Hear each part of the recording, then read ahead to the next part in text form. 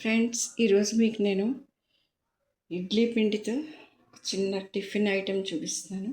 దీనికి కావాల్సింది కొంచెం ఇడ్లీ పిండి, ఇందులో కొంచెం ఉల్లిపాయ ముక్కలు, జీలకర్ర పొడి, పసుపు, కొంచెం ఎర్రకారం, కొంచెం టమాటో ముక్కలు, కొంచెం పచ్చిమిర్చి, కొంచెం నేను దీన్ని సోయా కూరతో చేస్తున్నాను, సాల్ట్, కొంచెం చిటికెడు సోడా, కొంచెం అలా నూనె వేసి అలా పెట్టుకోవాలి. ఇప్పుడు వీటన్నిటిని వేసుకుని కలుపుకుందాం. ఇందులో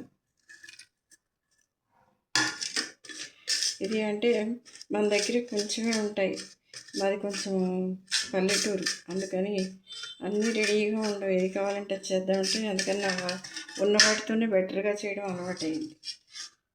అది ఇది సోయా కూరతో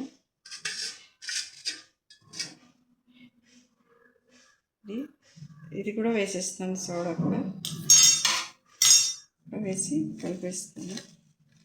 అంటే ఏదో రకంగా ఆకుకూర తినాలి కదా.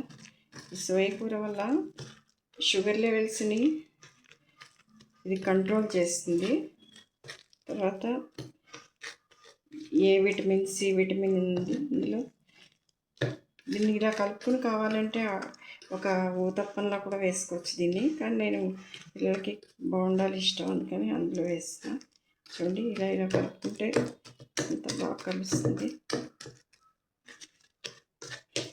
ఇప్పుడు ఇవి పెట్టి మ్యాషర్స్ పెట్టి చేస్తున్నాం కదా, కానీ పూర్వం ఎక్సర్సైజ్ ఏంటంటే వాళ్ళు పెద్దవాళ్ళు ఇది చేసేవారు, ఏంటి పిండి ఇలా ఇలా కలిపేవారు పెద్దవాళ్ళు. పిండి కలిపితే చేతులకి ఎక్సర్సైజు ఇది కలుస్తుంది.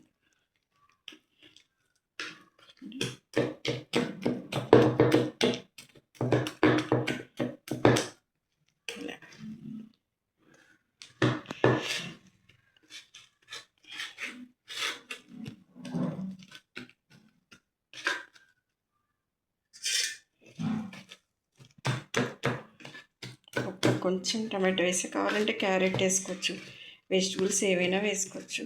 నేను ఇవే వేసాను.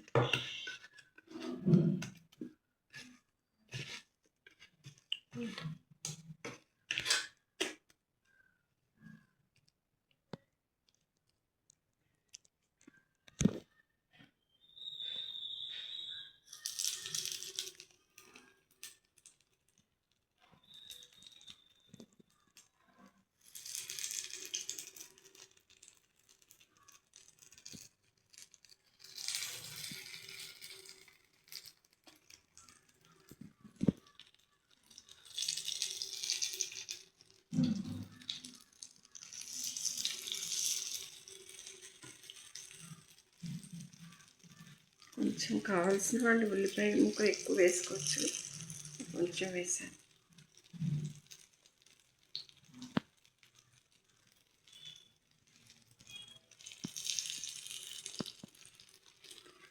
చూడండి, ఇలా వేసాక మూత పెట్టేయాలి.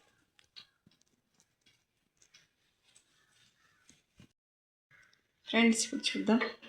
ఆపేస్తున్నాను స్టవ్, ఎందుకంటే ఇప్పుడు వేగి ఉంటే మళ్ళీ మాడిపోతాయి, అందుకని. వేగిపోయాయి. సరే, ఇంత వేగిపోతే మళ్ళీ ఉంచామనుకోండి వేడి అన్నీ నల్లగా అయిపోతాయి, అందుకని వేగిపోయాయి కదా బాగానే.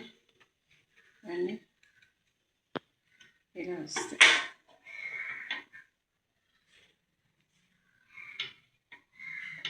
అన్నీ వేయచ్చు, కానీ నేను వేస్తాను. చూడండి ఫ్రెండ్స్,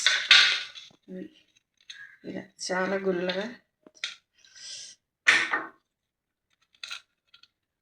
చూడండి, వేడిగా గుల్లగా ఆకు అంతా ఉండి చాలా టేస్ట్ చేయండి. నా మీద నాకు నమ్మకం, తెలుసు కదా. మీరు కూడా ఈజీగా చేసుకోండి. దీనికి చట్నీ అక్కర్లేదు, ఓపుకుంటే చేసుకుని తినచ్చు.